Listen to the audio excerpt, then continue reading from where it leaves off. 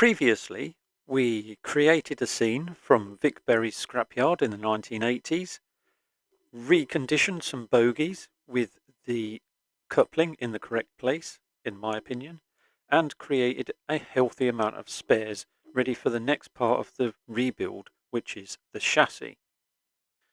Now, before I go any further with rebuilding a chassis, I will just want to show another chassis that destroyed itself on me in a new way. And I want to mention something else, which is one of the fundamental principles of model railways, which is compromise. And that's something that I've learned over the years. If you're not willing to do that, then you're going nowhere fast. How does that apply in this situation? Well, as I see it, you have two options if you've got one of these Mazak Rot 31s or anything else in that matter. You can either A, cut your losses, sell it on as spares and repairs for a considerable loss, or do something about it. Being a skinflint, like I am, I'll always choose the latter. Considering a replacement chassis will cost you upwards of 60 to 70 quid, which is the high side of what I'd be willing to pay for one of these in a sort of dismantled, broken condition. Which is why, over the last week or so, I have managed to build three replacement chassis out of one sheet of 80 thou plasticard. Technically 2 sheets, but we'll come to that later. And how much? £2.40. £2.40 for 3 replacement chassis. Now, I'm no good at spotting bargains normally, but that to me is a massive saving. Now, is fabricating a complete new chassis out of a styrene sheet the easiest way to go? No, it's not.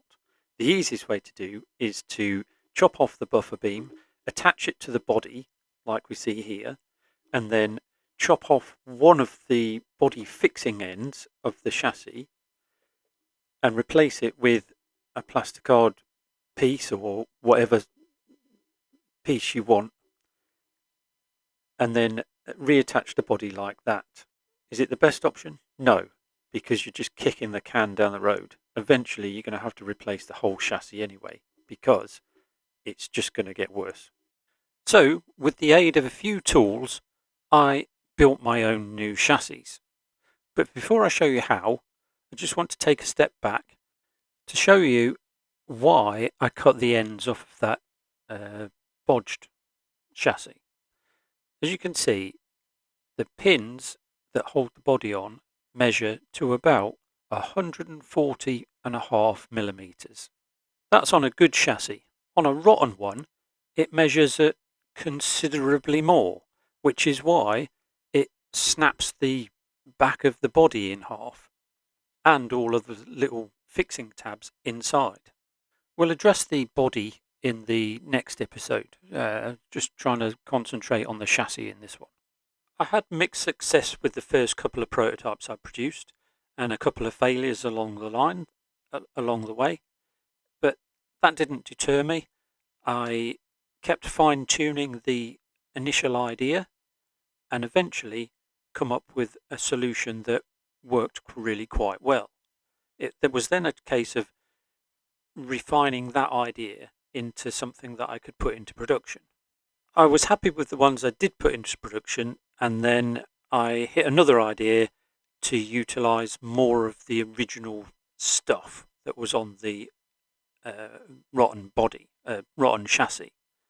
So come up with another solution. So I'm going to show you 2 essentially the same chassis, but with different levels of functionality. Also, I've got several on the go at once, so I found it a lot easier to mass produce all the pieces and then assemble them as homemade kits, so to speak. All of the holes I pilot drilled first, and some of them are really close to the edge and need to be drilled before you remove the sides. because in plastic the drill wanders quite a lot and it'll find the least path of resistance and blow out the side. The only one that I didn't drill out completely was the bogey pivot point, and we'll come to that in a little while.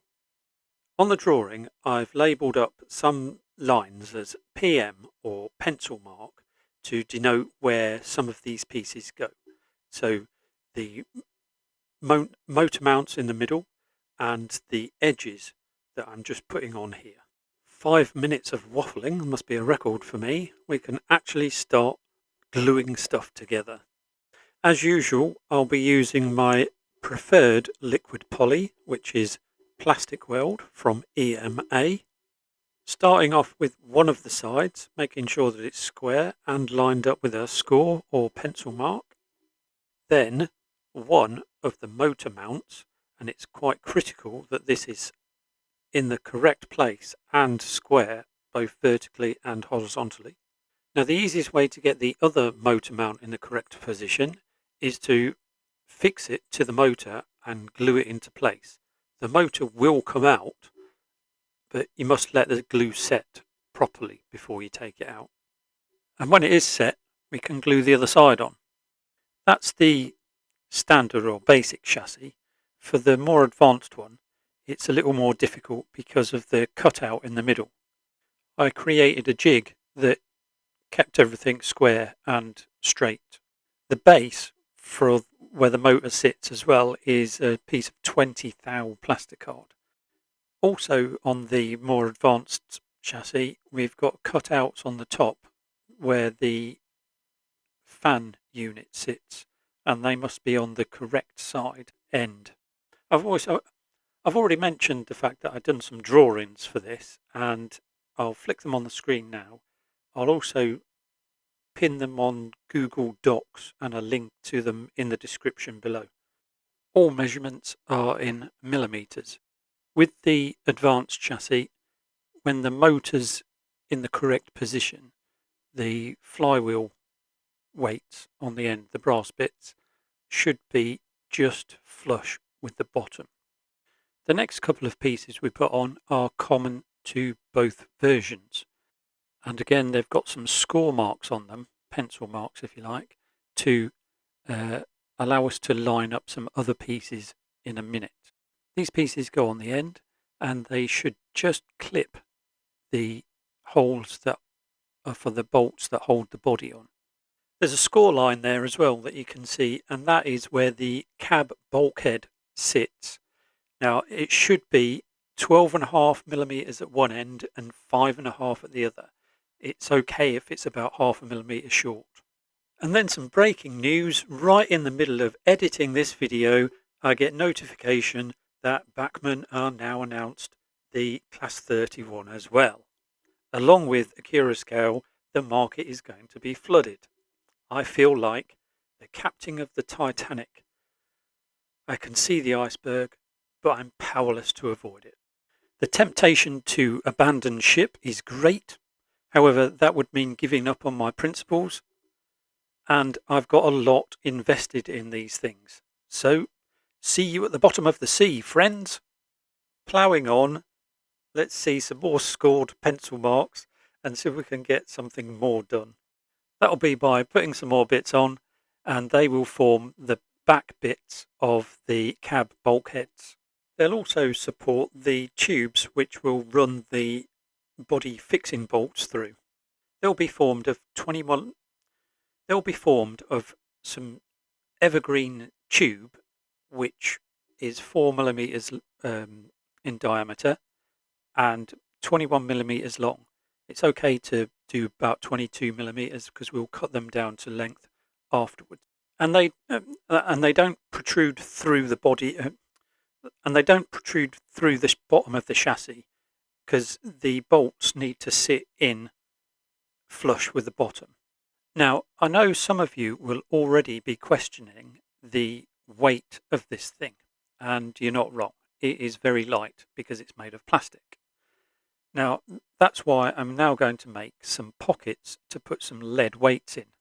Using some 80 thou plasticard offcuts, we can put some little pieces in the corners and then cut to size some inner sides. These will need a little slot filed into them to accommodate the wires that come from the bogies. You'll also notice that on the drawings that they're all different sizes. That's because they do different things. Mainly because they support the fan units in different ways on the two different types of chassis that we've built. We're nearly at the end, but there's still lots of little bits to put on, and one of those is the bogie pivot points. Now, I did say earlier not to drill them out to correct size straight away, and as you'll see, this is why I've only done pilot holes. Again, once the glue has cured completely, you can drill it out to correct size. If you don't wait for the glue to cure, all it will do is spin the bogie pivot point. Also to notice on this bit is that the bogie pivot point needs to be 60 thou plasticard in the way that I've designed it, in the way that it hangs from the body. That will become more apparent in a moment. On the basic chassis, we'll have to create a something for the fuel tank and battery boxes to hang off of. I've done this with some more styrene strip. In some of my previous videos, I've mentioned that some years ago I bought a roll of lead flashing, and I use it to weight most of my kit builds.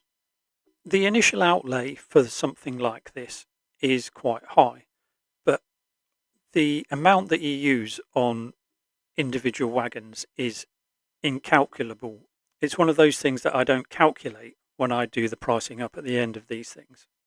It probably would be on this because I've had to use that much to get as much weight in as many little cubby holes as possible to get it even remotely close to where it should be. Now, the 12 minutes that we are so far into this video doesn't account for the 2 weeks of work that I've put into this thing. Needless to say, I'm a bit desperate to get something on the track and running. So we'll do a bit of a speedy reassembly, getting the motor in, and then some bogies that we did in the last episode, attaching and soldering on all of the wires where they should go, getting another large piece of lead underneath the PC board. It created a short in the way that it is, even with a piece of plastic on top of it, and I ended up wrapping it in electrical tape. Now you can get ready for some dodgy special effects.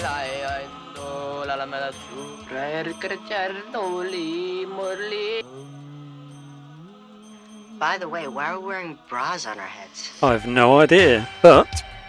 She's alive! Alive! Yes, very weird.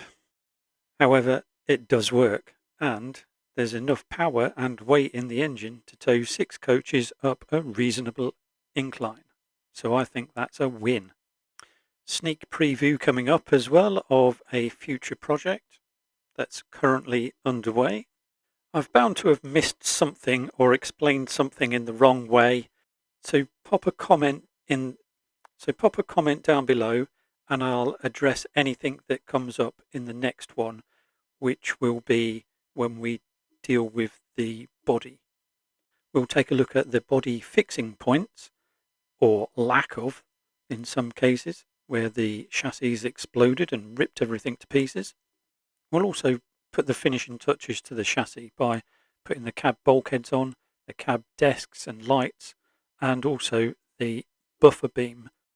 I'll show you how to put the missing body waistband on, and I'll do a little bit of painting as well. That's it for this one, because it's done my head in. Thanks for watching. See you very soon.